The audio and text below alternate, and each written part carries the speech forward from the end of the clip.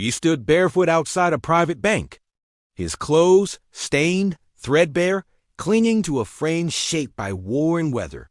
People walked past, assuming he was just another beggar. A guard sneered, a clerk scoffed, but he said nothing, just held on to a faded envelope and a calmness that unsettled the proud. No one recognized him.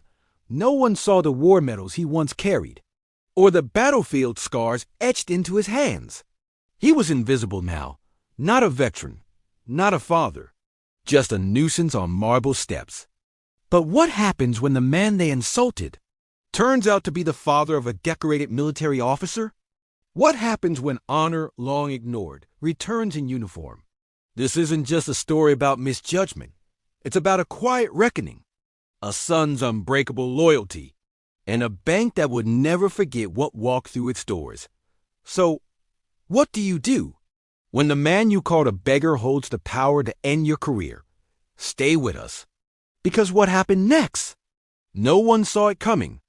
If that intro gave you chills, you're in the right place. Go ahead, hit like, subscribe, and share this story with someone who still believes in dignity, loyalty, and quiet justice. We've got 6 powerful chapters ahead, and trust me, you'll want to hear them all. He stood quietly near the entrance, his boots worn flat, his hands callous and brown from years under open skies. Nobody gave him a second glance. Not the sharp-suited banker walking past, not the watchful guard sipping tea under the shade. He held an envelope, crumpled but precious, like a soldier still holding formation after the war. The summer sun burned through the city, but he didn't flinch. His skin was weathered, sun-scorched and rain-hardened. Behind his silence was history. A man who once carried a rifle heavier than his pride, now mistaken for someone seeking charity. He wasn't poor, but poverty isn't always measured in coins. Dignity, however, that's another currency altogether. The guard finally noticed him, eyebrows raised, tone dismissive. "Oh, man, this isn't a place for loitering. Move along." He didn't argue, didn't protest, just quietly offered the envelope forward. Inside it was a check, drawn in his name. His savings, his pension. But the guard didn't open it. He only saw worn shoes, not the battlefield beneath them. A younger employee stepped out and joined the guard, smirking. What's this now? Another street beggar with a forged check. They didn't read the envelope. Didn't check ID. Just judged him by his silence, by his sun-creased eyes and plain cotton shirt. The man said nothing. He wasn't begging. He was watching. The way he once watched enemy lines. Inside the bank, behind glass panels and polished desks, the air was cooler. But the air outside was thicker, with assumptions. "Get lost, old man," the second guard said, "before we call someone." Still, the veteran didn't budge. Not out of defiance, but out of discipline. The same kind that kept him alive through shrapnel and silence. Eventually, a passing customer in gold cufflinks and cologne muttered, "Disgusting, standing around like that in public. Doesn't he have family? If only he knew. If only they all knew." The man did have family. One man, one son, a soldier, a decorated officer, serving quietly, living simply, and today completely unaware of what was happening to his father. Minutes passed, heat pressed down. Still, the veteran stood tall, or as tall as aging bones allowed. His knees hurt. His hands trembled just slightly, but his back never bent. He had stood firmer under enemy fire. And today, despite the insults, he remembered that posture, the kind earned in trenches, not learned in banks. Eventually, an assistant manager inside caught sight of the growing exchange. He stepped out, frowning, irritated. "What's the noise?" the guard barked. "This old man's causing a scene. Trying to cash something. Probably fake." The assistant manager looked him up and down. Check his ID? Didn't bother. Then check it now. But even then, it wasn't the envelope they noticed. It was the appearance. With clumsy indifference, the assistant manager snatched the envelope and glanced at it, then froze. His eyes scanned the check once, twice. "Wait, this account?" He didn't finish the sentence. Confusion met disbelief.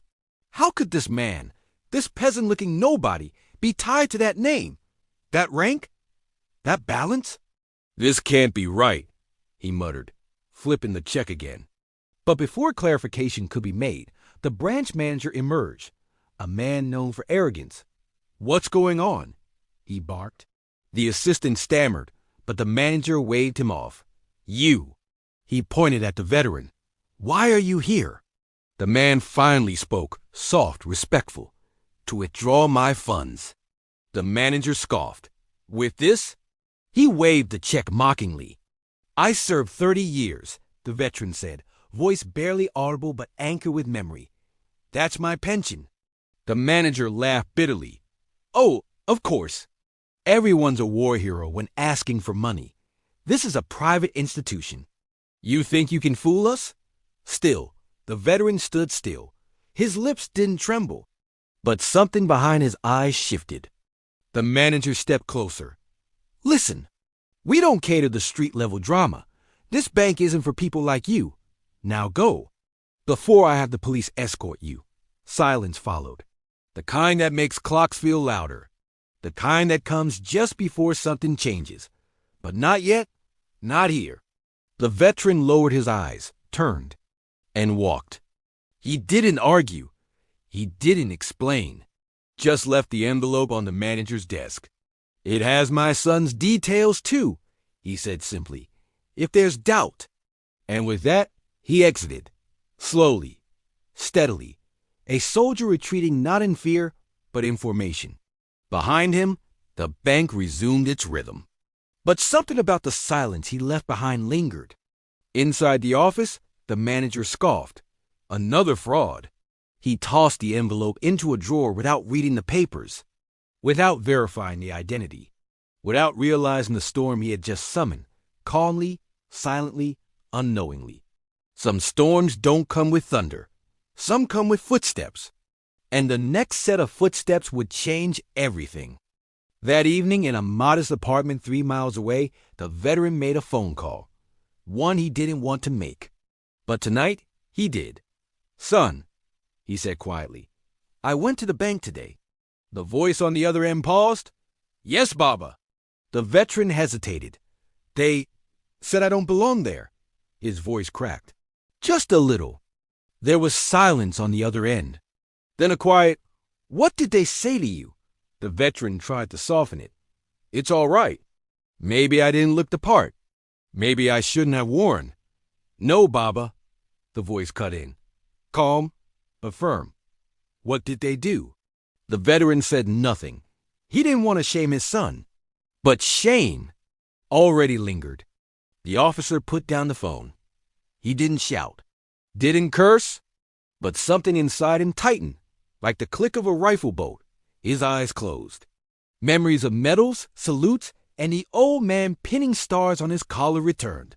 The man who raised him had been called a beggar, and now that would be answered. He walked to his closet, not for his uniform, not yet. Just a file, a set of documents, identification, rank, clearance level.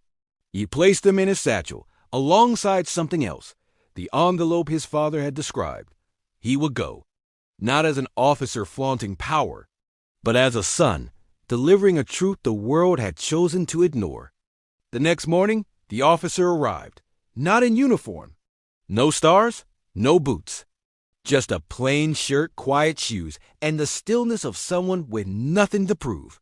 Beside him walked the same man the world had dismissed, older today, somehow smaller, but still dignified.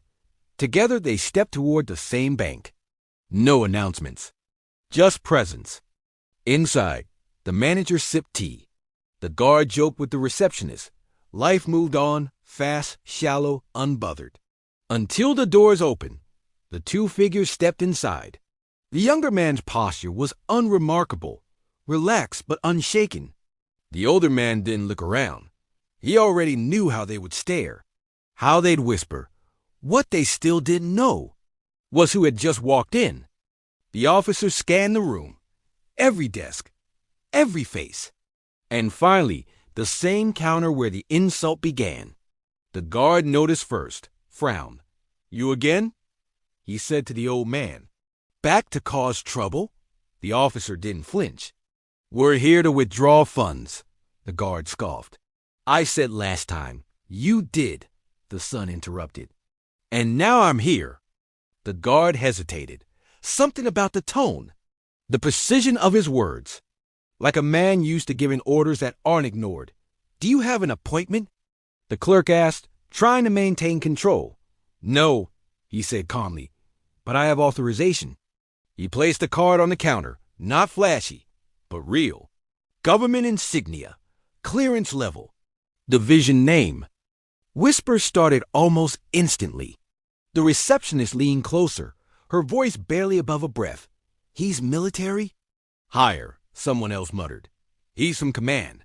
Still, the officer said nothing more. "We'd like to speak with your branch manager," he said. "Now," the receptionist stood, stumbling backward slightly. "Yes, of course. Right away, sir." And just like that, the tone changed. The manager was mid-laugh in his glass office when the receptionist burst in. "Sir, there's someone here to see you." "High-ranking. Military." The manager frowned. "Did he show credentials?" "Yes, and he's with the old man from yesterday." The manager paled. "That beggar again?" "No, sir," she whispered. "That's his father." A chill ran through the manager's chest. He stood up too fast. The chair scraped. His hand trembled as he straightened his collar. Too late for dignity now. Too late to correct instinct. He opened the door and stepped out, just as the officer approached. Their eyes met. One filled with forced calm. The other with decades of earned restraint. "You're the manager?" the officer asked. Yes, sir," the manager stammered. "Is there a problem?"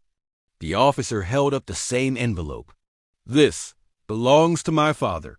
Yesterday, he came to claim what's his. And you threw him out, called him a beggar, insulted his service, his silence, his identity." The manager's face drained. "I didn't know." "I mean, he didn't say he shouldn't have to.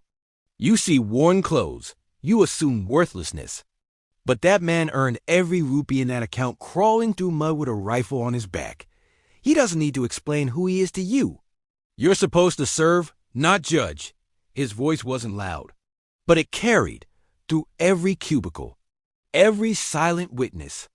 The manager tried to recover. "Sir, please. I didn't mean you slapped him." The officer's voice was lower now, more dangerous. "Did you think there would be no consequence?" The manager stumbled backward. "Please. I didn't know he was your—" "That's the problem," the officer snapped. "You needed him to be someone's father to treat him like a human." All across the bank, people froze. Phones stopped ringing. Typing stopped mid-keystroke. Even the security guard at the door now stood stiff, uncertain. The officer took a breath. "My father gave 30 years to this nation. You gave him 30 seconds of judgment. I'm not here for revenge. I'm here for correction." He stepped aside. "Baba," he said gently, "come here." The old man walked forward, slowly. But this time, his steps didn't carry shame. They carried legacy. "You'll take his withdrawal today," the officer said, "in front of everyone, without arrogance, without mockery. And you'll apologize loudly enough for every person you humiliate to hear." The manager's throat was dry.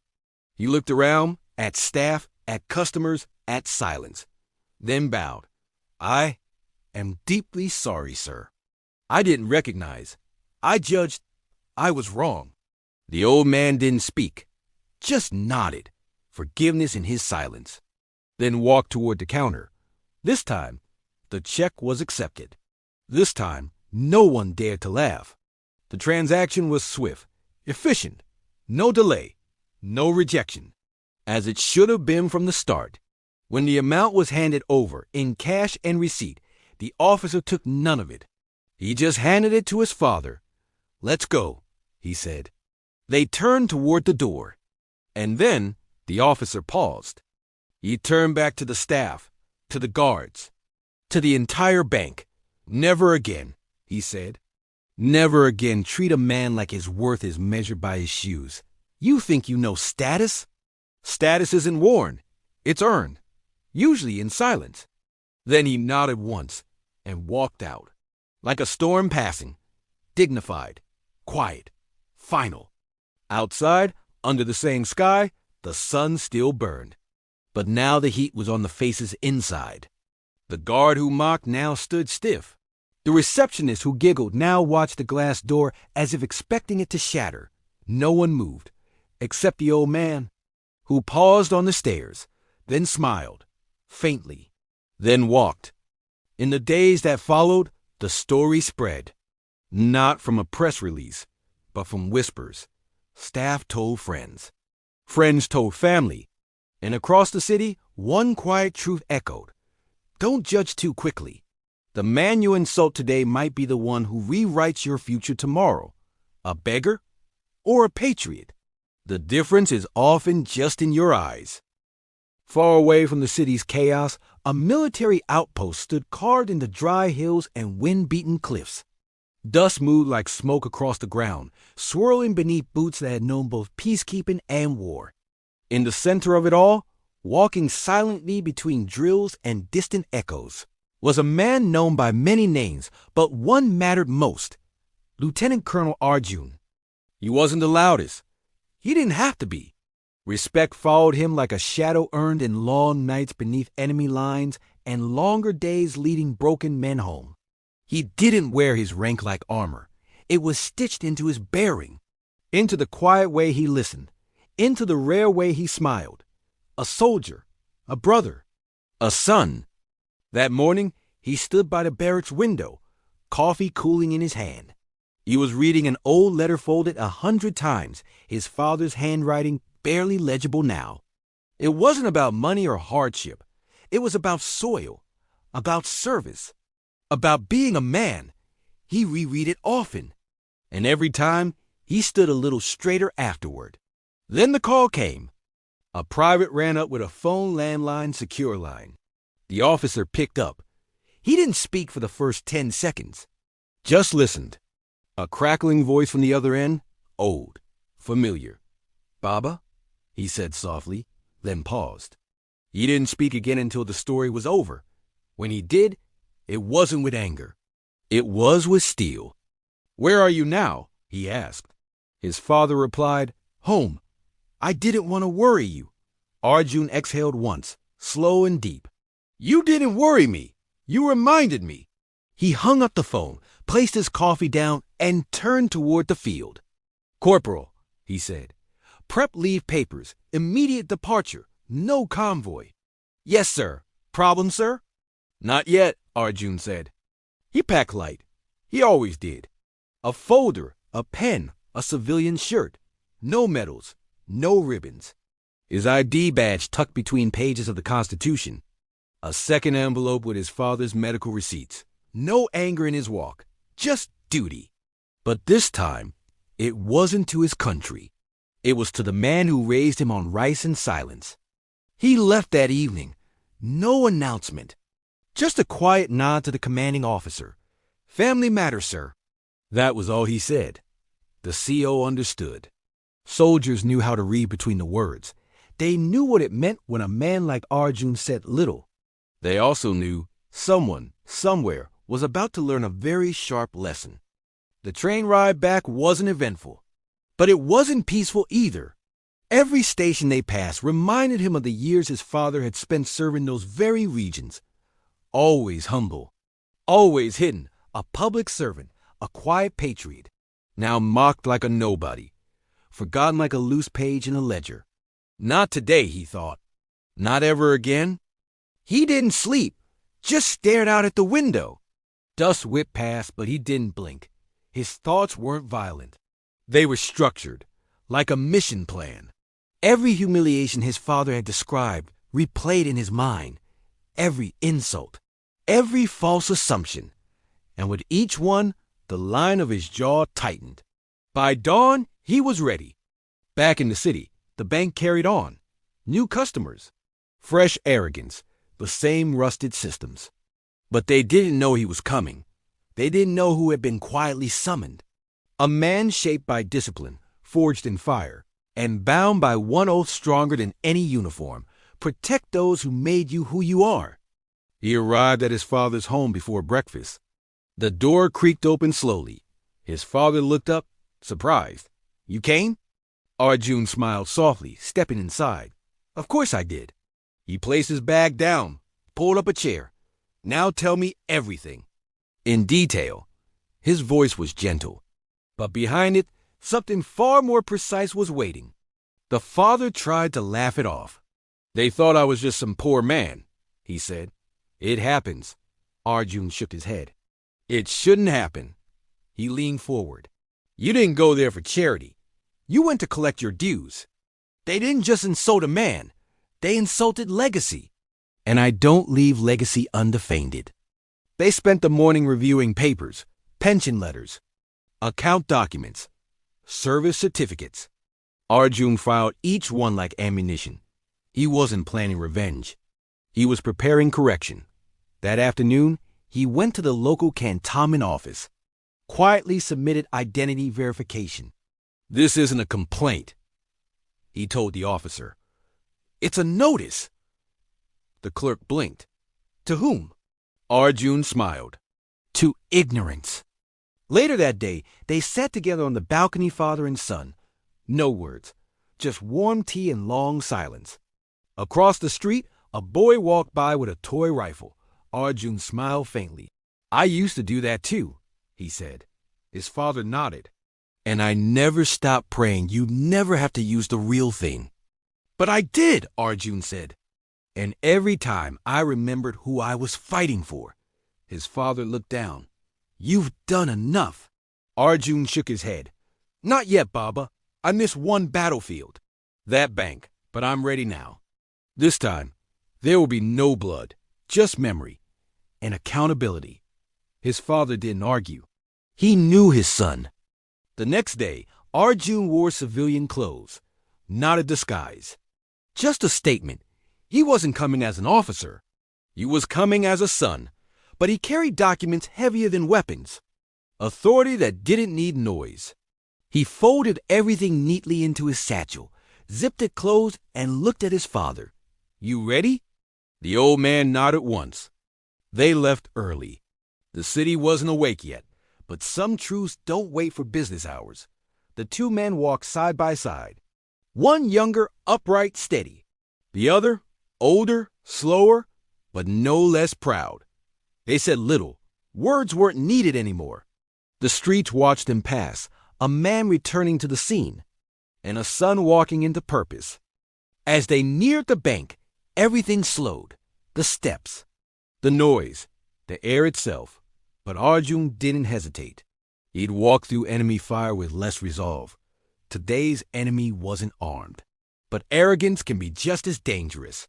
They entered the bank without fanfare. No salutes, no shouting.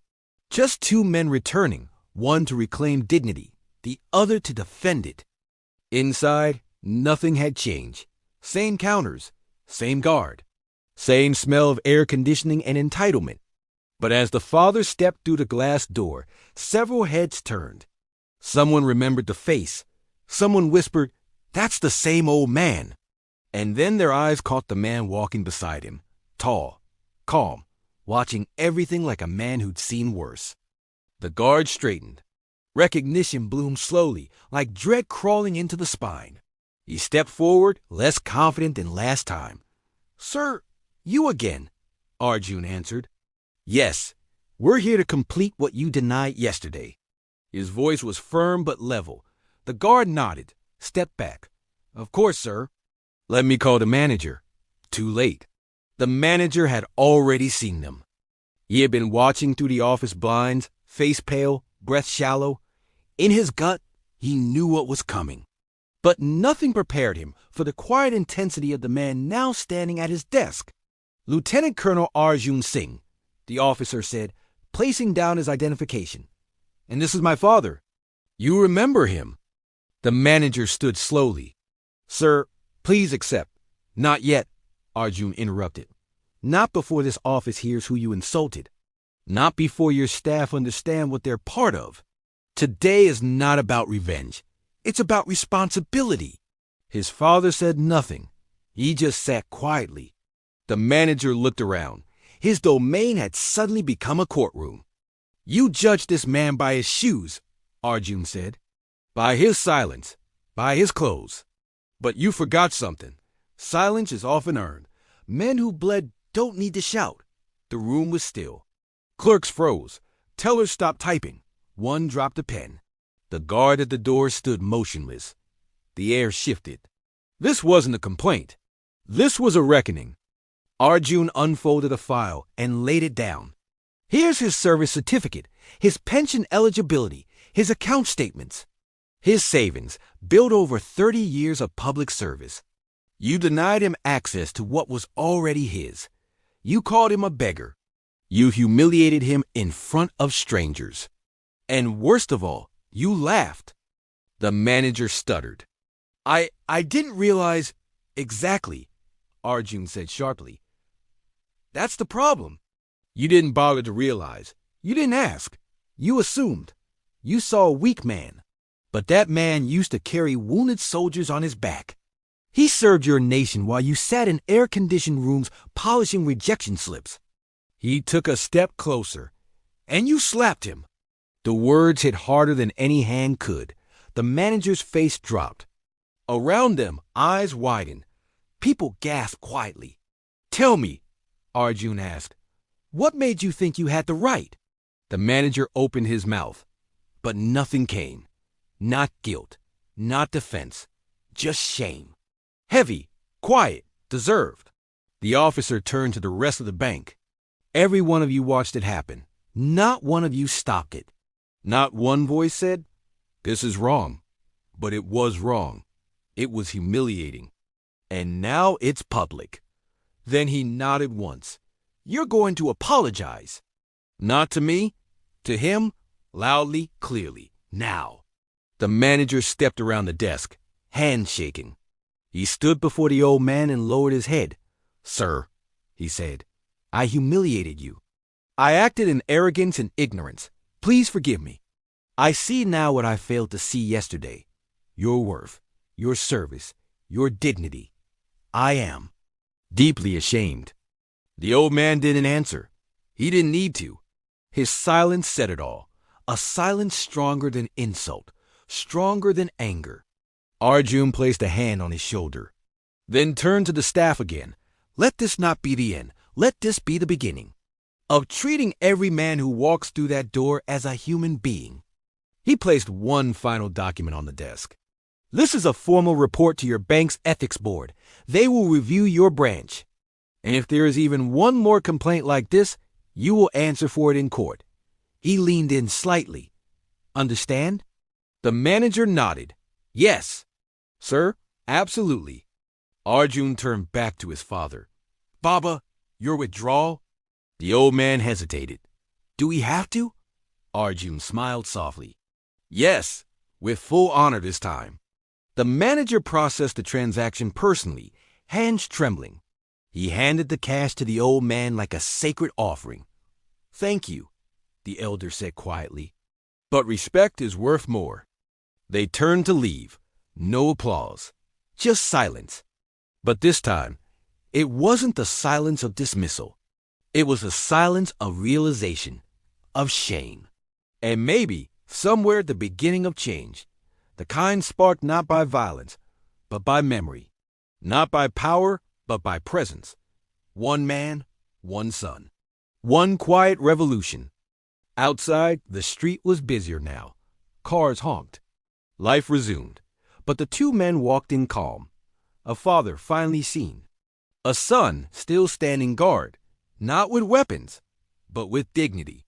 That day, no medals were handed out. No salutes were exchanged. But something had been restored, something older than rank, and stronger than any uniform. The sun rose over a changed city, but the bank stood exactly as it had the day before. Same pillars, same gate, same uniformed guards sipping early tea. But something unseen was different now. Inside, behind desks and digital displays, memories stirred, because today they knew he might return. The man who didn't shout, but made silence deafening. They didn't expect him to come back. Not after what had unfolded. Most would have taken their justice and disappeared. But Arjun Singh wasn't most men. He believed in completion, not just confrontation. And this wasn't over. He didn't come to threaten. He came to witness, to see whether apology had become action, whether shame had planted change. That morning, he wore the same plain shirt. No stars, no boots, only eyes that missed nothing. Beside him, his father walked once more, slower than before, but lighter somehow. He wasn't here for revenge either. He was here because his son asked him to be, and because part of him wanted to believe people could change. As they reached the glass doors, customers paused. Some recognized the face. Some had only heard the story. But all moved aside, without words. The kind of space carved not by power, but by respect. The kind that once came from battlefield scars. And now, strangely, from a single walk into a bank on an ordinary street. They stepped inside. No voices rose against them. No guards blocked their path. Instead, the very same man who once laughed at their presence now opened the door himself, his head bowed, his eyes downcast. "Sir," he said softly, "you're welcome here." Arjun didn't respond immediately. He looked past the man, at the room, at the people, at the mood. The difference wasn't in uniforms or signage. It was in posture. Employees stood straighter. Customers were greeted with care. The sneer that once dripped from every counter had been replaced with caution. It wasn't perfection, but it was a start. Arjun walked forward, his father beside him. No announcement. No warning. But still, the room braced itself. The manager stepped out of his glass cabin before they even approached. He no longer carried himself with arrogance. Today, his movements were rehearsed in humility. He walked over, stopped a few steps away, and said, "Good morning, sir." Then he turned not to Arjun, but to the older man beside him. "Welcome back, sir," he said. The father nodded. The son spoke. "We're not here for a transaction." The manager stood still. "I understand, sir." "We're here to see something," Arjun continued. "Not on paper, in practice." He turned toward the waiting area. "A test, not for you, for the system." The manager nodded once. Of course, he understood. This wasn't just about respect. This was about reform. They sat quietly in the far corner, not as officers, not as judges, just as men observing. Over the next 2 hours, they watched as over 20 people entered the bank. Some wealthy, some modest. Some looked like their shoes had walked 100 kilometers. And not once did anyone get dismissed for how they looked. A frail man with a cracked cane entered. The guard opened the door gently. A staff member helped him to a seat. Another man, clearly a laborer, came to withdraw wages. He was greeted with the same tone as a lawyer in a blazer. There were still small imperfections, impatience, fatigue, but the mockery was gone. The elder leaned toward Arjun. "I'm surprised." Arjun nodded. "So am I." But inside, something softened. He wasn't there to break anyone, only to bend the axis of assumptions, slowly, quietly, permanently. After all, it wasn't just about one man's pride. It was about every man who might walk through those doors tomorrow wearing silence and humility. The receptionist approached nervously. "Would you like tea, sir?" Arjun looked at his father. The elder smiled gently. Tea would be good. It wasn't the drink that mattered. It was the gesture. The first time, they were told to leave. Now they were being served. The smallest things, when genuine, carry the greatest meaning. When the tea arrived, Arjun stood up, walked across the floor. Every eye followed him. He stopped beside the manager, who stood waiting. "You made changes," Arjun said. "But will you keep them?" The manager answered without hesitation. "We've started daily briefings on customer dignity. Everyone receives training. And yesterday, sir, they heard about him." He pointed to the elder. Arjun looked back. His father sipped tea, unaware of the quiet revolution his presence had ignited. "He did more than teach you," Arjun said. "He reminded you." The manager nodded. "Yes, sir, and I will never forget it." Arjun turned, walked back, and sat down. His father looked at him with eyes only fathers carry. Pride without ego. They stayed a little longer, not as spies, just as citizens. They watched one last man walk in, tattered shirt, tired eyes, unsure. And this time, the clerk smiled first.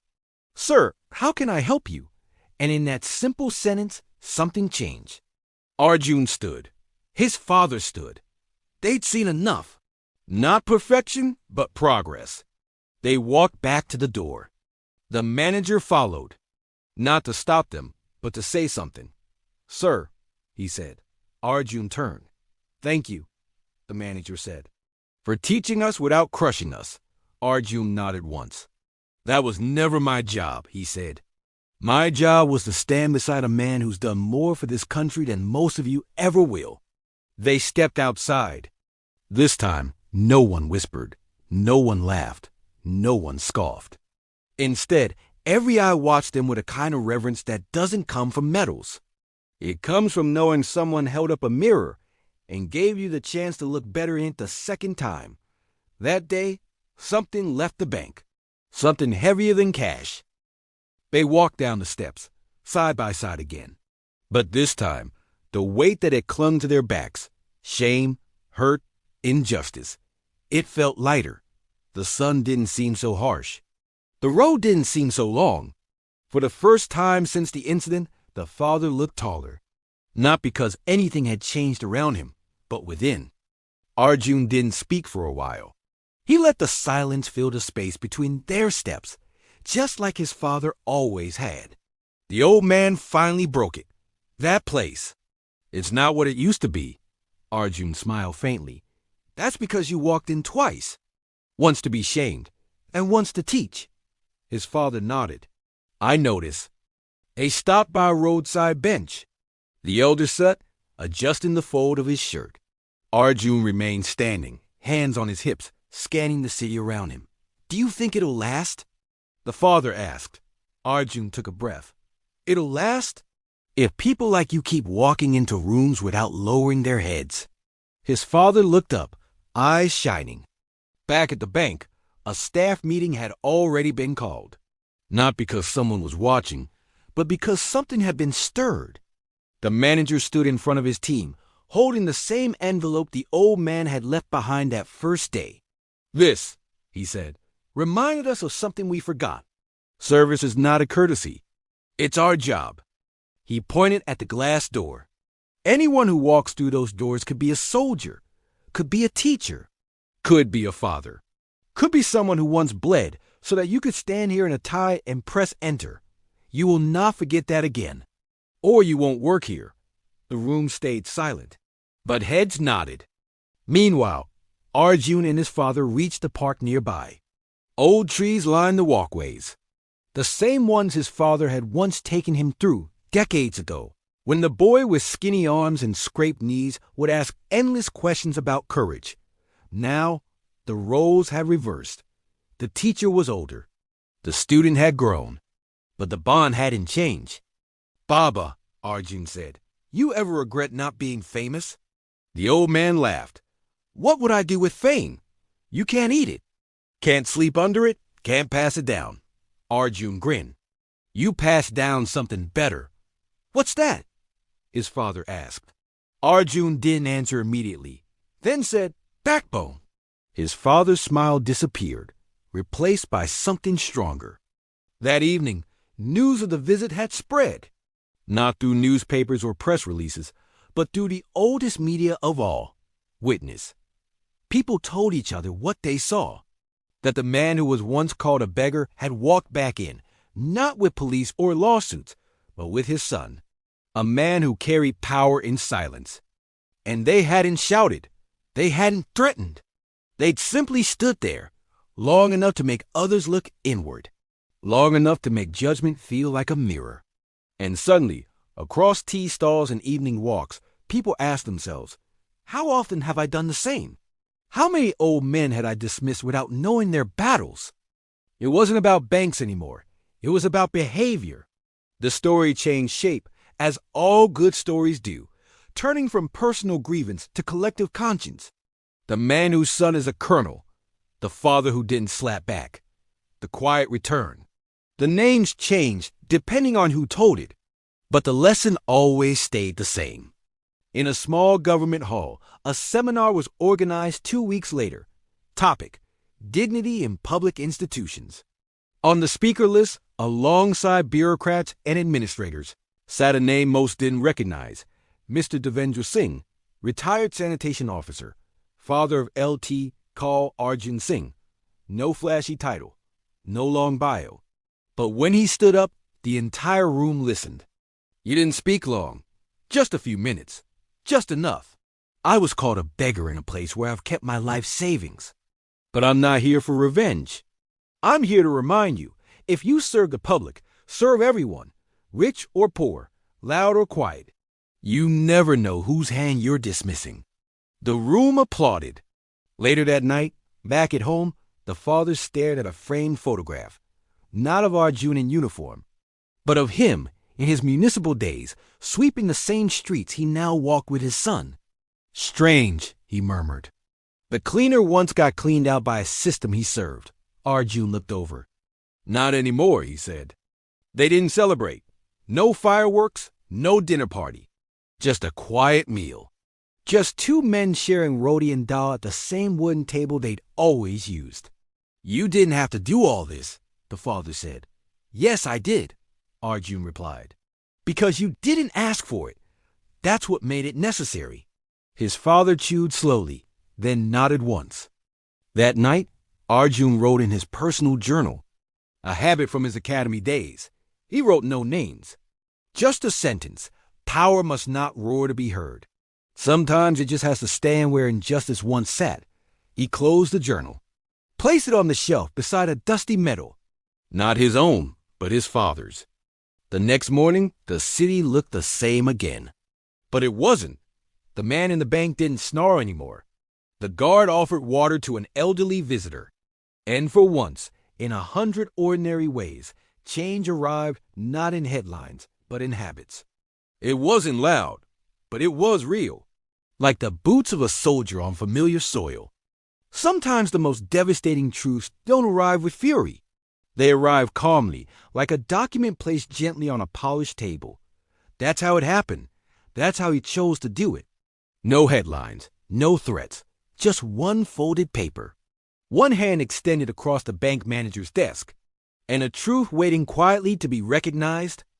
The envelope was the same one his father had carried. The one dismissed without being opened.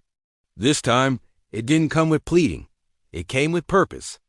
Lieutenant Colonel Arjun Singh placed it down, straightened it with his fingers, and said only one sentence. You should read this. The manager hesitated, as if the paper might explode. Inside that envelope wasn't anger. It was authority. Verified credentials, service records, a photograph of Arjun Singh receiving a gallantry medal, and at the bottom, a formal letter from Military Legal Affairs.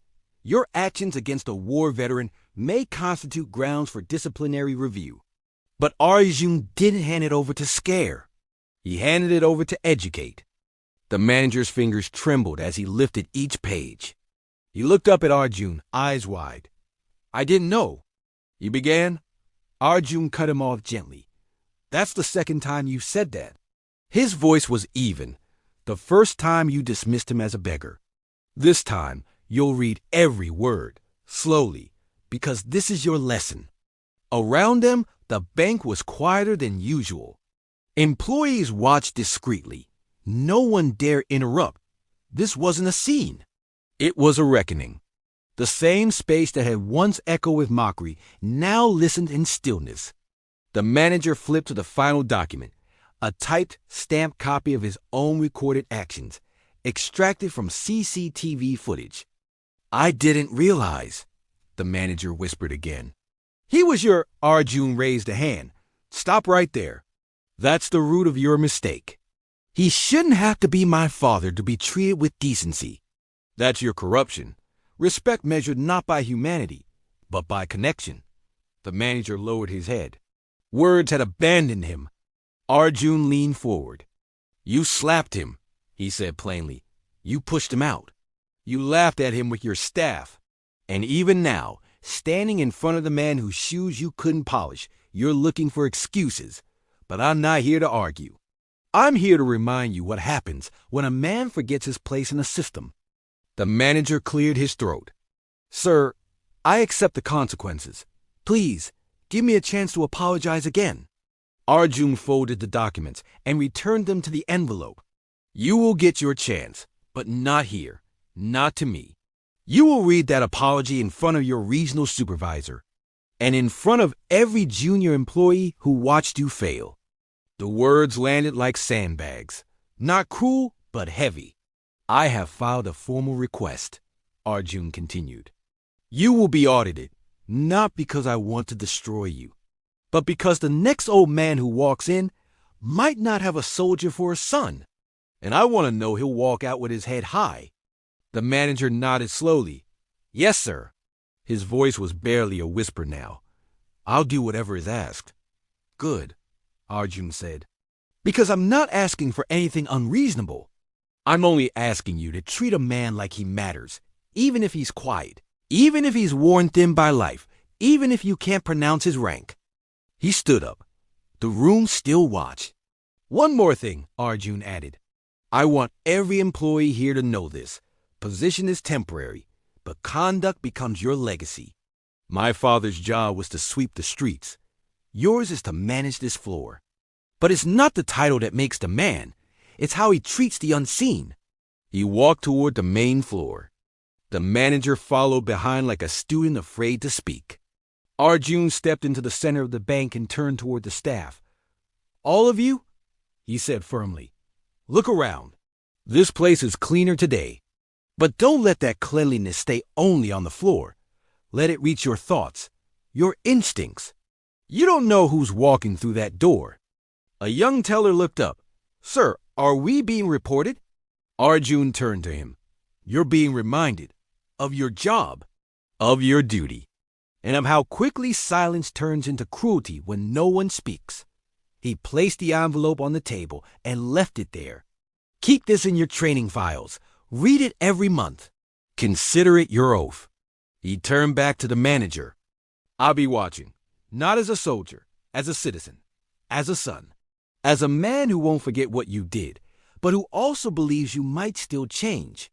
Then he reached into his bag and placed down a second envelope. This one isn't about complaints. It's about reform. A letter recommending mandatory dignity training for all urban branches. The manager blinked. You recommended reform? Yes, Arjun said. Because if I destroy you, that's the end of the story. But if I correct you, maybe it becomes the beginning of something better. The manager finally exhaled. His hands dropped to his sides. His shoulders slumped. And for the first time in years, he looked like an actual human being. The next morning, the bank's conference room filled with quiet tension. Managers from other branches, supervisors, and senior officers gathered, not for celebration, but reflection. On a projector screen was the CCTV footage from the day the veteran was pushed out. No edits, no excuses.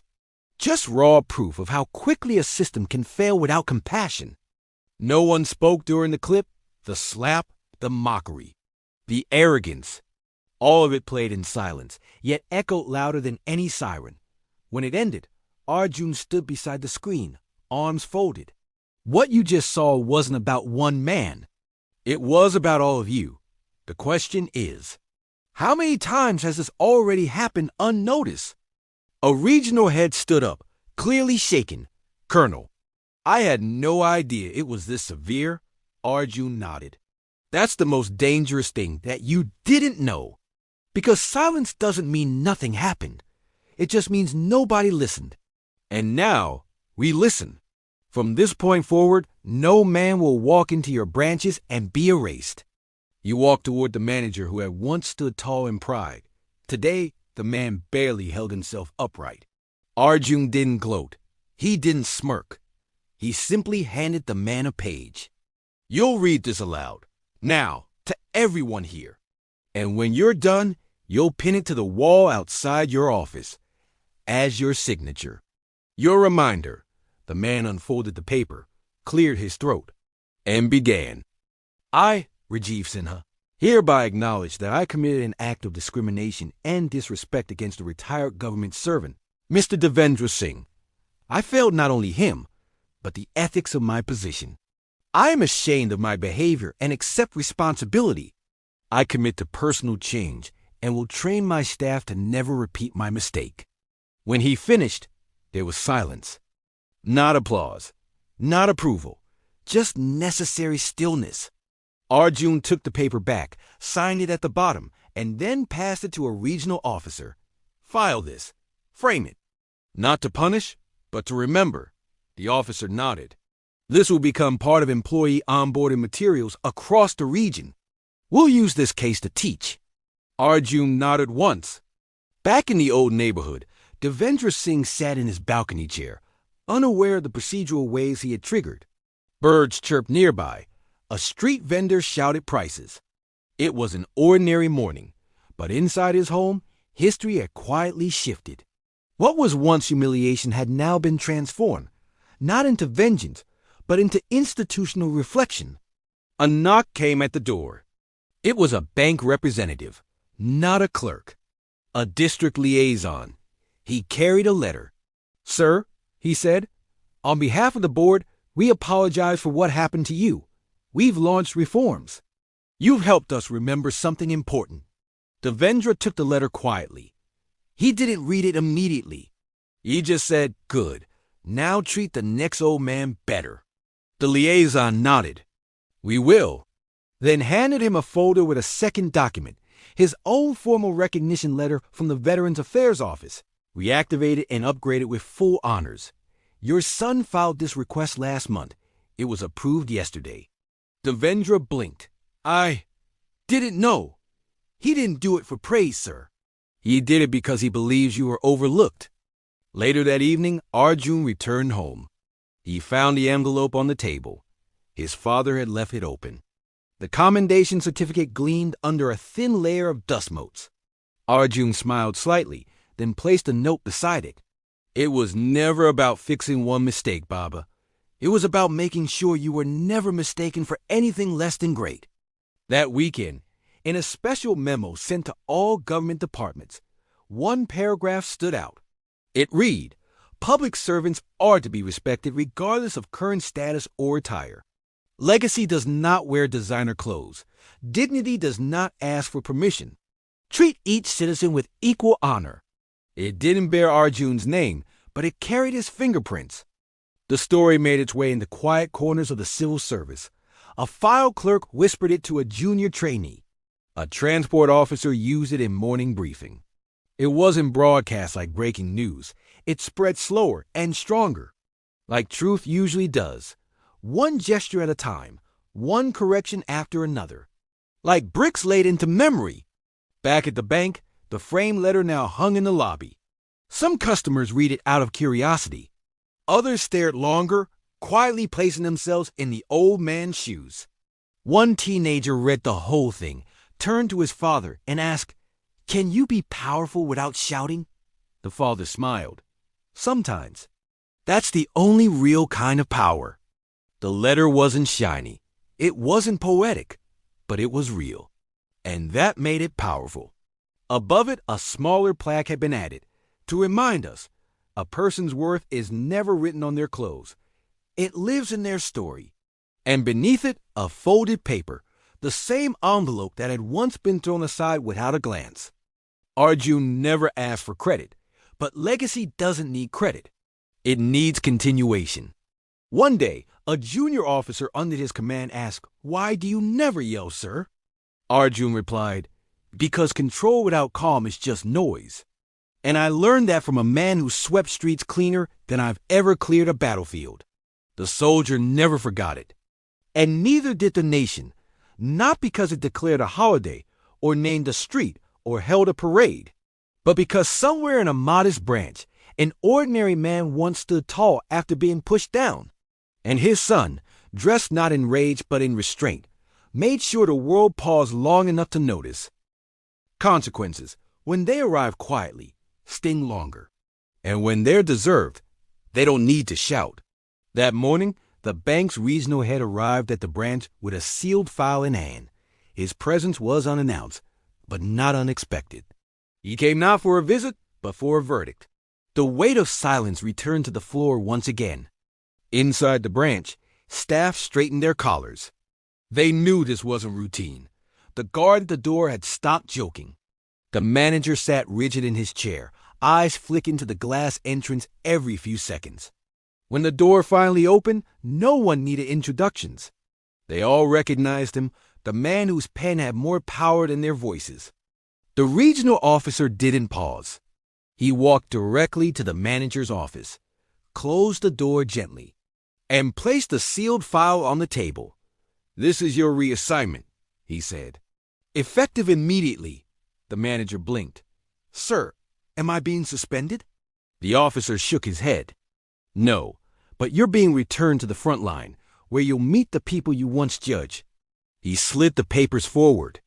"You'll now serve in the Rural Operations Unit, a mobile banking team that visits villages weekly. No cabin, no AC, just a desk under trees and a folding chair. That's where you'll rebuild what you lost here." The manager nodded slowly, his hands gripping the edge of the desk. "I understand." "Good," the officer replied.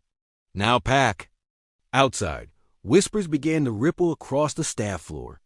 The manager emerged, holding his briefcase, not with confidence, but with the dignity of someone who had learned the hard way. No one mocked him, no one smiled, but everyone watched.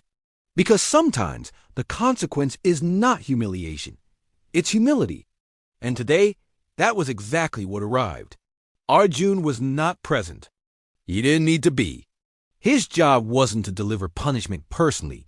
It was to ensure that it happened with precision and fairness. From his office, he received a confirmation message. Transfer order delivered. Manager reassigned. Reform memo circulated. He nodded once, closed the file, and returned to reviewing logistics for a border post supply line. Duty continued. Back at the bank, the new branch manager arrived the same afternoon. A man known for ethics, for transparency, and more importantly, for never assuming. His first act wasn't to rearrange the furniture. It was to assemble the staff. In the break room, he stood before them and said, "We're not rebuilding a building. We're rebuilding trust." He placed the code of conduct booklet on the table. "This isn't decoration," he said. "It's doctrine." A clerk raised his hand.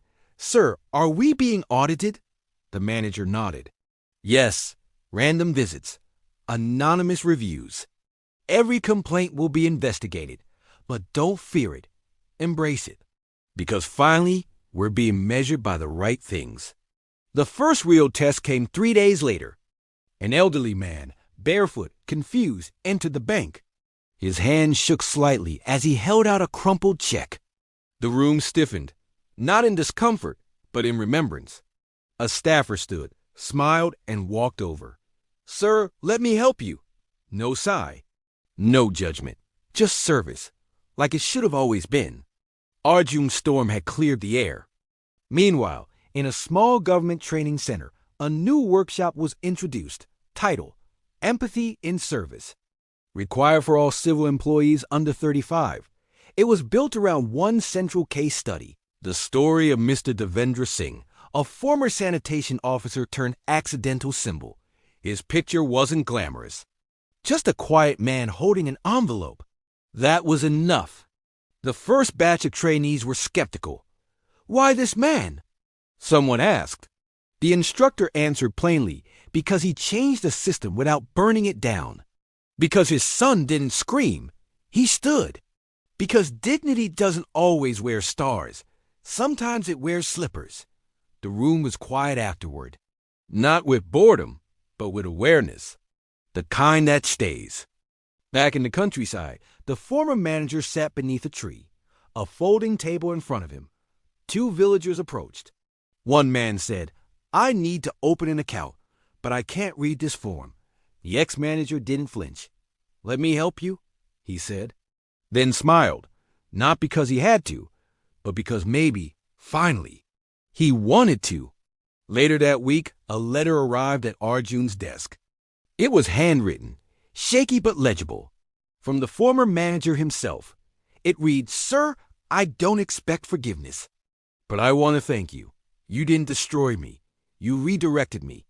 And every time I help someone out here, I remember your father's face. His silence, his strength. That's my mirror now." Arjun folded it carefully, without a word. He placed the letter in his drawer, next to his father's commendation, next to the dusty photo of a young Arjun saluting his father in front of a government building. The picture had faded over the years, but the meaning hadn't. It was never about revenge. It was about restoration, of identity, of structure, of dignity where it belonged. Sometimes the greatest justice isn't a firing or a demotion. It's giving someone the space to face who they've been. That's what Arjun understood. When systems change, they don't collapse overnight. They shift, inch by inch, attitude by attitude. And somewhere in the heart of that shift stood a man who once had to prove he wasn't invisible. Weeks passed, and yet the ripples from that one moment never stopped moving. Branches across the region began changing signage. Every customer matters. Every story matters. Small change, maybe, but real. Not for show, for service. Even the customer feedback system was restructured. Anonymous reporting, independent review. Not out of fear, but out of accountability finally acknowledged. In one rural village, a boy came to the mobile unit for a withdrawal. His father had died recently, a soldier lost at the border. He handed over a pension letter with shaking fingers. The former manager accepted it, helped him through the process, and then paused. "Your father served?" he asked. The boy nodded. He was brave. The manager stood up, removed his cap. "Let me handle this personally," he said. The boy looked confused. "Why?" "Because I once failed a man like your father," the manager replied. "I won't let that happen again." He didn't just process the claim. He sat with the boy afterward, offered him water, and handed him back the check with both hands. Elsewhere, in the city's civil headquarters, Arjun was invited to a closed-door ethics panel. The chair asked, "What does justice look like to you, Colonel?" Arjun didn't hesitate. Justice is the sound of a man walking back into a room where he was once humiliated and hearing, for the first time, his own footsteps treated with respect. The panel paused. Then someone asked, "Would you call this justice or reform?" Arjun replied, "Neither. I call it necessary and overdue." He left the room quietly afterward. There were no applause lines, no speeches, just the quiet weight of truth placed on bureaucratic desks. And truth, once delivered without noise, tends to last far longer than outrage. Devendra never returned to the bank again. Not because he was bitter, but because he didn't need to. He had already walked through the storm and found the center. And at the center of it all was something deeper than apology. It was understanding. It was memory. It was knowing that every man, no matter how simple he looks, walks with a hidden chapter behind him. One day, Arjun brought home a new file for review. His father, seated in his usual chair, glanced at it. "More complaints?" he asked. Arjun shook his head. "Fewer now. People are listening." His father smiled. "That's rare." Arjun returned the smile. "It's growing." They didn't say much else. Just shared quiet glances and mutual recognition. No medals could express what had shifted between them, not as soldiers, but as men. Months passed. Then one morning, the old man received a parcel. Inside was a framed copy of the new customer service code. At the bottom, beneath printed signatures, a handwritten message. "We began to change the day you walked in." No fanfare, just truth. And Devendra, the man who once stood outside a bank mistaken for a beggar, quietly nodded. "You didn't hang the frame." He placed it on a shelf next to old receipts and a faded ID card from his municipal job. That shelf wasn't for decoration. It was for memory. The kind passed down through actions, not speeches. Arjun saw it one evening, dusted it with his sleeve, and whispered, "It was never just about the bank, Baba. It was about all of us." The reforms continued, not fast, but real. Every branch had to report dignity audits quarterly. Every new employee had to undergo a live empathy simulation. Complaints were no longer swept into desk drawers. They were tracked, logged, answered. And all of it, every change, every shift, could be traced back to a man in worn sandals holding an envelope. A regional news reporter visited Arjun's office. "Colonel," he asked, "why didn't you speak to the media at the time? This could have gone viral." Arjun smiled. "Viral things burn fast. I wanted this to sink." The reporter nodded, surprised. "You really believe stories change systems?" Arjun looked him in the eye. "Only if the story doesn't forget the silence that started it." And the silence was never forgotten. Back in the village, Devendra often walked to the tea stall each morning. People greeted him differently now, not as a celebrity, but with respect. The kind not bought with noise, but earned through patience. One young man said, "Sir, I watched the bank change." Devendra only smiled. It had to. The boy asked, "How'd you stay so calm that day?" Devendra answered, "Because shouting doesn't make you taller. Silence makes them look up." And look up they did. Not just to Devendra, but to every man who had ever been dismissed for looking too plain, too old, too quiet. They looked up because now they knew inside every quiet man might be a soldier, a father, a fighter, or a reminder. That strength doesn't need noise. It needs presence. And presence had finally been delivered. It wasn't carved into a statue. It wasn't written in a book. But it lived in a place stronger than either, in the memory of men who saw it unfold, in the quiet nods of clerks, in the slower handshakes of juniors, in the unspoken respect now given to anyone who entered a government building with worn sandals. Honor doesn't announce itself. It lingers. It waits. And sometimes it's buried until someone dusts it off, not for applause, but because it was always meant to be seen. That's what happened to Devendra Singh. His story wasn't loud, but it echoed, across counters, through training halls, and within every man who had ever been dismissed for not looking the part. One morning, Arjun returned from the border. He completed a joint exercise, his face tanned by sun, dust in his eyes. But the first thing he did wasn't unpack his bag. It was walk across the courtyard and place a new lock on the broken gate at his father's home. "No more loose ends," he said. His father nodded, watching from the veranda, eyes knowing. Later that evening, over dinner, his father finally spoke what he'd kept inside. "You didn't just protect me, Arjun," he said. "You reminded me who I was." Arjun looked up, rice halfway to his mouth. "You never forgot, Baba. The world did. I just gave them a reason to remember." They ate slowly.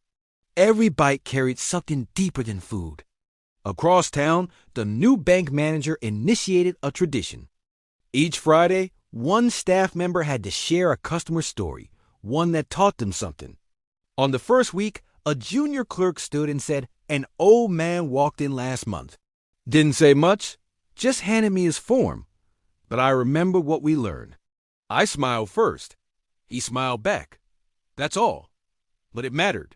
Week by week, story by story, the culture changed. Not because they feared audits, but because they tasted the shame of watching one man bring an entire room to stillness with nothing but presence. They remembered how it felt when the truth walked in wearing a plain shirt and said, "You failed him." And they remembered what followed, not punishment, but permission to become better. One afternoon, Devendra was invited to speak again. Not at a conference, not at a podium, but at a classroom. A room full of final-year cadets preparing to serve the country in civil administration. He entered without formality, nodding at the instructor, then stood before the young men and said, I won't give you advice. I'll give you a reminder. The weaker a man looks, the deeper his story. A hand went up. Sir, how do we avoid bias? Devendra answered, You don't. You fight it. Every day. It's natural to judge. But it's noble to stop yourself. Another cadet asked, What did it feel like, walking out of that bank? Devendra paused. Like walking out of a war I didn't ask for and winning it without firing back. The applause wasn't loud, but every clap came from a place of respect. Not for a lecture, but for a lesson. The instructor stood and said, Thank you, sir. You reminded us of something training manuals can't. Devendra nodded once, then left the room without lingering. No pictures, no praise. Just his usual steps, even, slow, full of quiet understanding. Back home, Arjun watched from the window as his father returned. Another speech? He asked. More like a memory, Devendra replied. Those boys, they'll carry it. Arjun poured water for both of them. They'll need it, he said. This country doesn't lack rules. It lacks reminders. His father tipped the glass, held it for a moment, then said, Funny, I never expected any of this. Arjun smiled. You didn't have to. Elsewhere, at a national forum on ethical governance, the incident was mentioned. Not as controversy, but as case study. A retired officer dismissed, a soldier intervening, a bank transformed, a policy rewritten, all without riots, all without threats. Just a slow, firm correction that proved one truth. When you carry yourself with quiet dignity, even the loudest systems are forced to listen, if only because silence doesn't blink. A new memo was circulated. Title, The Devendra Directive. It wasn't law. It wasn't protocol, but it was adopted voluntarily by over 40 departments. Its opening line read, Judge no man by his words alone. Judge him by what he survived. The closing line? If you wouldn't question the uniform, don't dismiss a wrinkle. No signature, no credits, just a watermark. Honor, discipline, reform. Devendra never mentioned the memo. But one day, Arjun showed it to him. Just placed it on the table, open. Devendra read the first line, then looked up. They remembered. They had to, Arjun replied. Because men like you never ask for credit. So someone had to write it down. Devendra folded the page neatly. Frame it? He asked. No, Arjun said. Let it live. They both laughed, not loud.